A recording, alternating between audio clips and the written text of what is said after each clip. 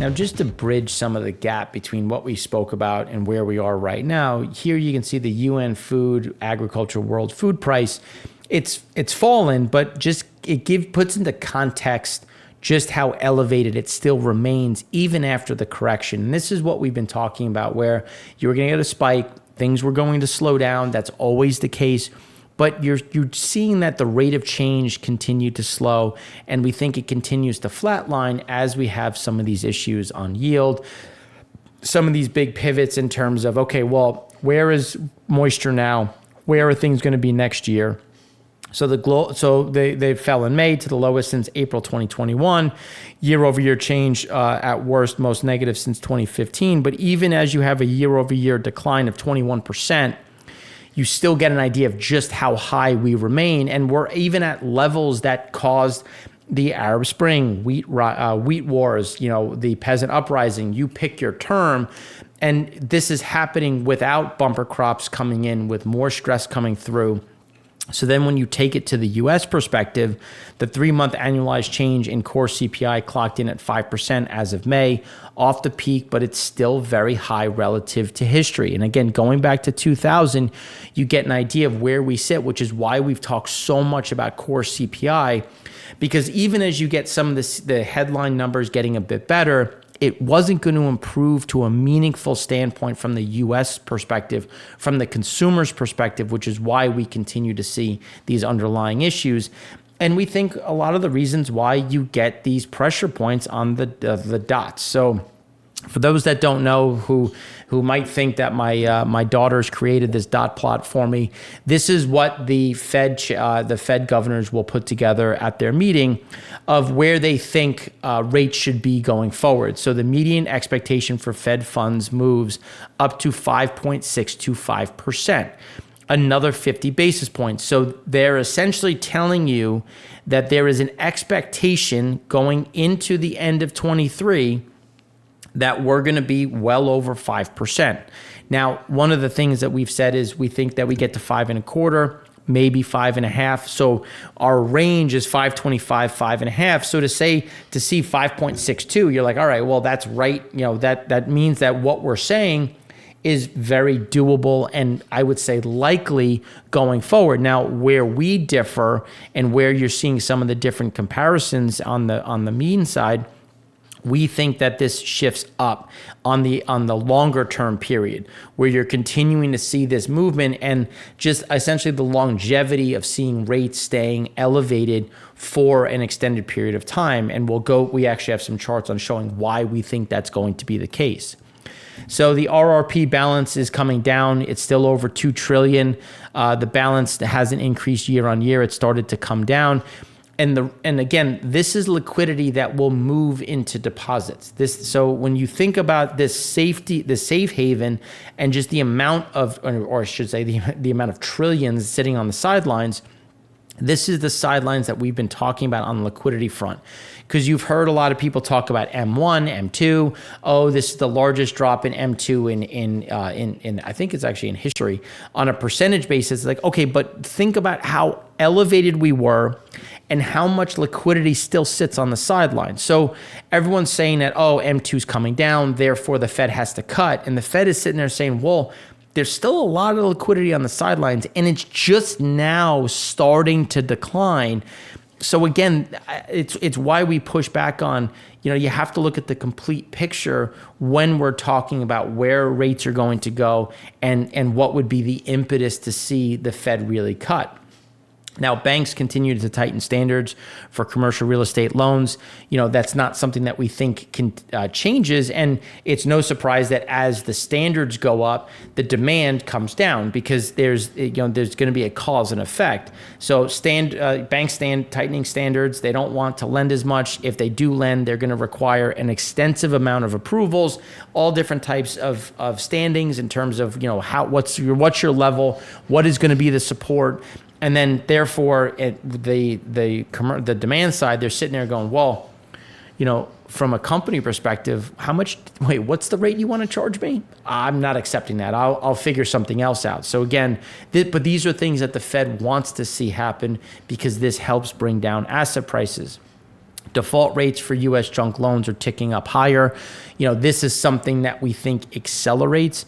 And it's important when you look at timing, because it takes time for rates to move through the system. It takes time for the pain to be felt. So it's not a straight correlation where rates go up, therefore these decline.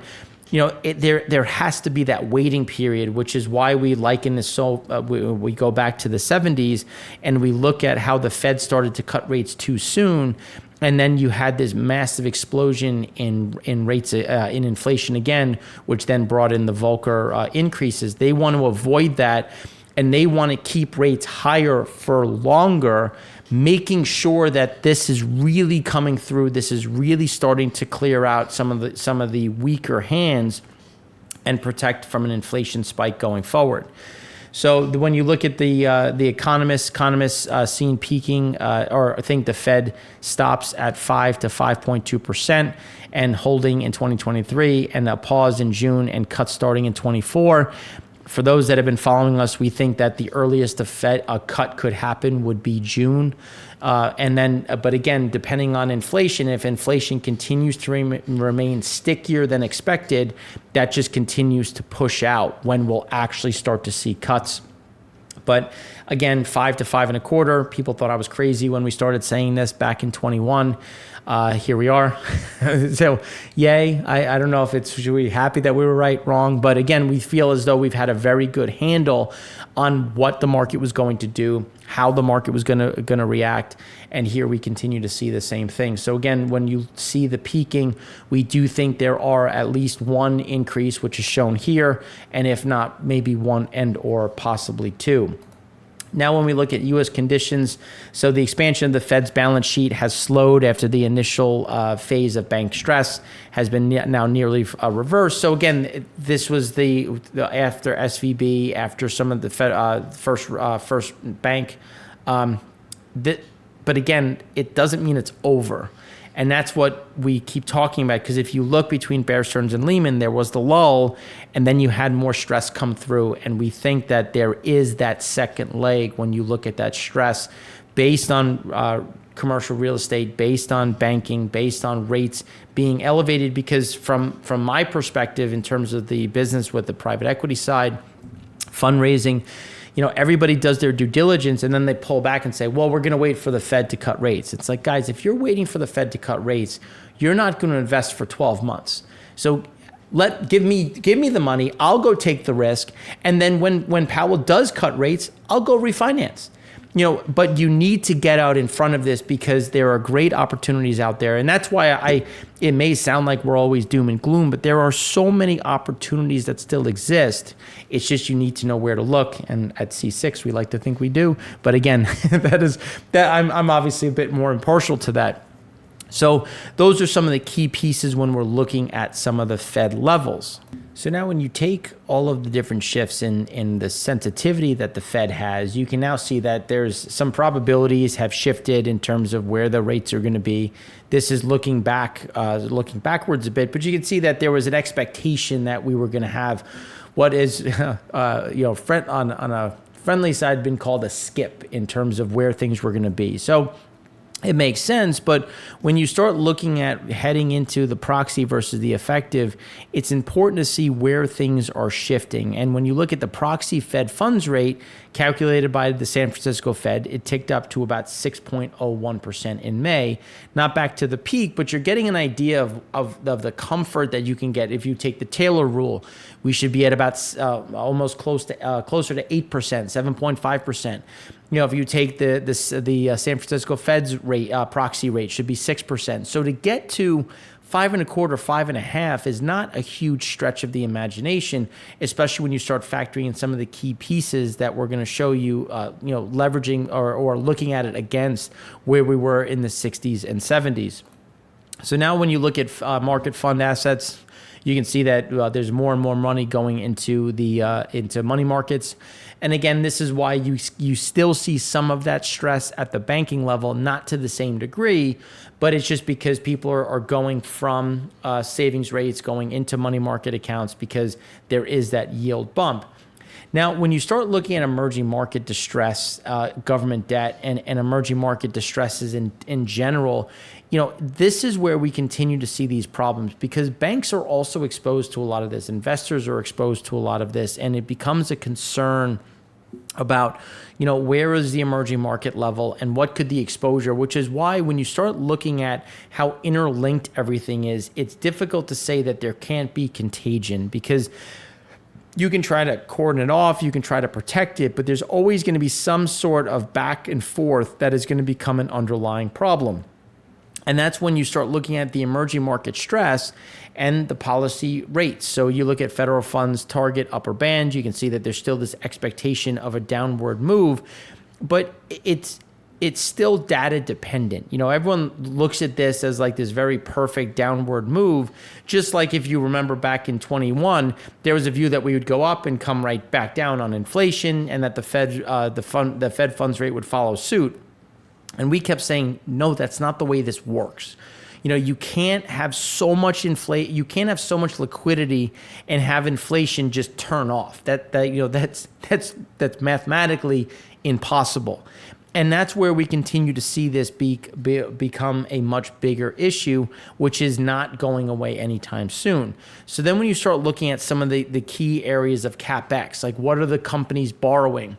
Non-financial companies are still clearly feeling the impact of monetary policy transmission. Investment spending intentions will remain beyond one standard deviation below the average because people are looking at this saying, look, I can't afford that rate of borrowing.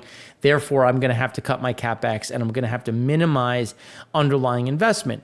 So then when you start looking at U.S. Empire Philly price components and core PCE, Empire Philly price components have come down, but core PCE is remaining sticky. Now, it will come down, it'll be pulled down, but you can see that it's not moving at the right rate. And the short-term inflationary pressures have declined further, but you can see it still takes time to see that happen. And also US and Philly price components are one piece of a bigger pie. And the monetary policy that impacts it is why core PC is such a big focal point, because you continue to see how inflation remains sticky, and that is going to keep the Fed on its heels when it comes to how quickly they can cut.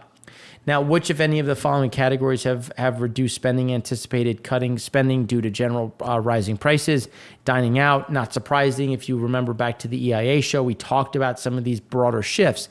Entertainment, and then food delivery. So people are looking to make more food home, go pick it up, not pay that extra piece. So again, these are some small indications of that stress point where people are starting to tweak their everyday activities.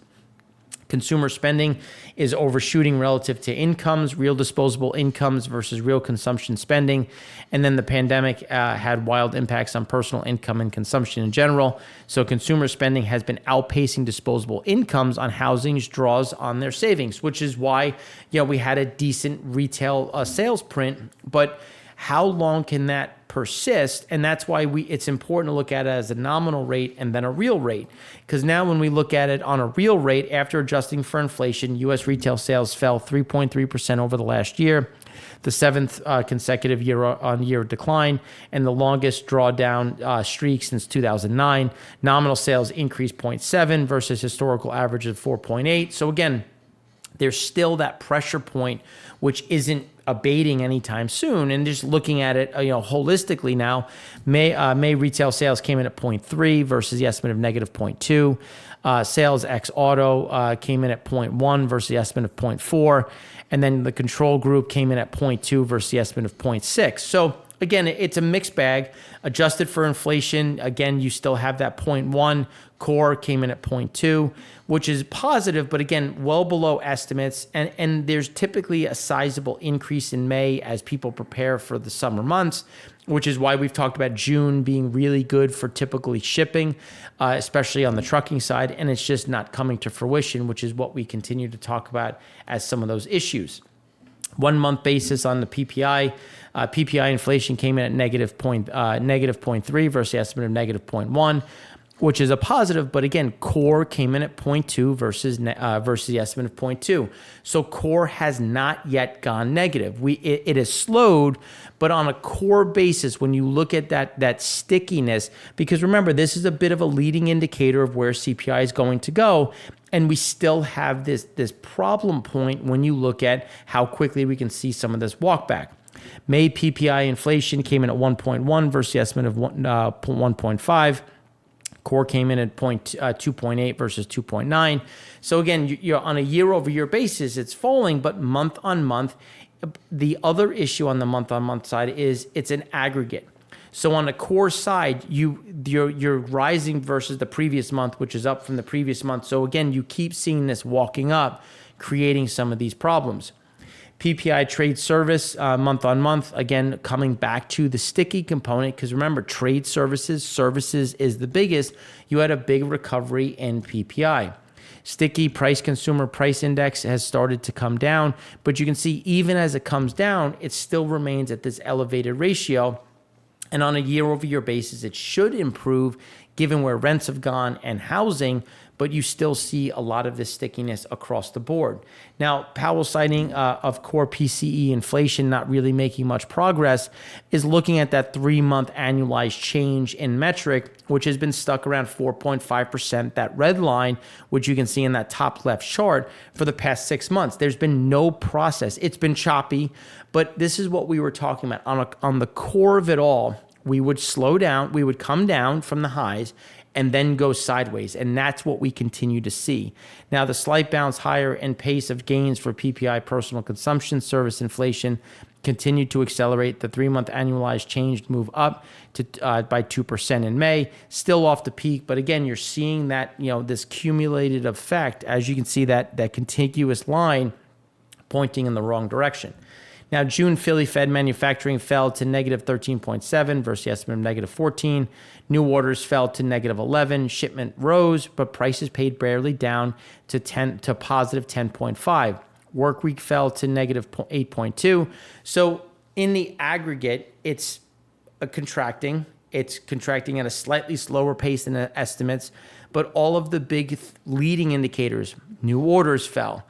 Prices paid still higher. Again, all of this still showing stagflation, which is looking into not only June, but new orders and prices paid is also going to reflect into July. So we're now over halfway through the year, and we still haven't seen a meaningful slowdown in this core sticky inflation, which is why we continue to see some of these problems.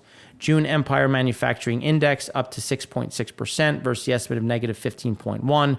Prior was negative 31.8. New orders up to 3.1. Shipments up to positive 22. Prices down to positive 22, but the work week fell further into contraction and employment ticked down further. Now, if you look at New York or Empire versus Philly, Richmond, others, New York Empire has more noise, always has been. But it's important to look at the trend in general. Nothing is a strict straight line, and it's all a matter of when you kind of click in. Now, as we said before, negative 31.8 was probably too much, but now positive 6.6 is probably too much. It's probably somewhere in the middle of that negative 13, something similar to Philly. So that's why it's always good to look at multiple entities, because this was a decent number, wasn't a terrible number at all, but is it going to be a shift in trend or just a bit more noise? Finished consumer goods portion of PPI maintaining a deflationary trend as the 3-month annualized change fell to negative 13.7. But again, that annualized year on year, but look at the blue line. You still have this massively elevated number where the slightest change, because we've been hanging out here for so long, looks really good. But holistically speaking, finished consumer goods has not come down on a cost basis, which again creates more of those struggles. Manufacturing component of PPI has cooled off as monthly change went slightly negative in May and has eased in terms of magnitude. But again, going back to 2000, you're still at some of the highest levels you've ever been, which is why we continue to see some of these problems. Now, pulling this all together and looking at PPI, core PPI is still at 5.3%. Cleveland median is still at 6.7, still above core, again, pulling it higher. Cleveland 16% trimmed at 5.5%. Atlanta Fed sticky CPI still at 6.2%. So again, all of this is just showing you that we're still stuck at that elevated level. We're not coming down. We're not seeing much of this benefit. If anything, we're seeing a lot of this, as we've been talking about, a lot of this stagnation that remains in place.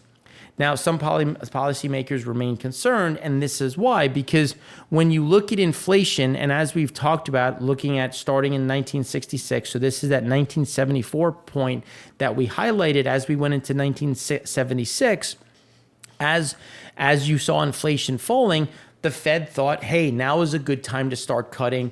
Inflation has fallen, therefore the momentum is going to carry us lower. Started cutting rates. They got it dead wrong, and then inflation exploded, which gave rise to Volcker. So this is why, just statistically speaking, mathematically speaking, they're looking at this and they don't want to repeat the same mistakes. And that's why we keep talking so much about that 60s into the 70s and then the reminiscent side of the 1970s style second wave. They don't want the second wave, which is why this expectation of a cut, we've seen what happens if you cut too early. That's what happened in the 70s. The Fed, Powell, does not want a repeat. And this is a key component to it. Now, the destruction of earnings power continues. Real inflation-adjusted earnings down for a 26th consecutive month, longest stretch in U.S. history. And again, this is why we continue to talk about the real average weekly earnings. Now, income might have come up a bit, but again, weekly earnings continue to be under pressure. No recession in 23, driven by no credit crunch in 23. When you start looking at some of these key pieces, this is why the availability of loans is coming down. Initial jobless claims should also come down, which is what they're trying to do, is slow down some of the different pieces in general. U.S. productivity growth rate, you can see it's continued to slow. So again, you're starting to see some of that slowdown, which will help pull down some of that strong labor market. Revenue growth is below average and growing slower than costs. So again, tightening some of those margins, again, creating some of those problems, falling input costs, helping some industry margins. But in general, this is why people talk about balance sheet recessions, essentially seeing some of this revenue that is slowing. And as prices remain elevated for different components of the industry, you're going to have a lot of those pressure points. All that coming together to say ISM index in contraction, even though, but the U.S. high yield investment grade spreads are still fairly tight. Wholesale inventory sales ratio dipped slightly in April, but remains elevated relative to history. So again, when you look at it, and you're still seeing that slowdown in retail sales, you'll get some spits and starts, but the trend continues down. And if you think about it, summer's when people spend the most, and that's where we see additional pressure because wages are coming under pressure further. You're seeing real wages, steeply negative, and more of that to come. So that's what we have for you on this side. In the next segment, we're going to go deeper into the consumer and some of those impacts that we continue to see going forward.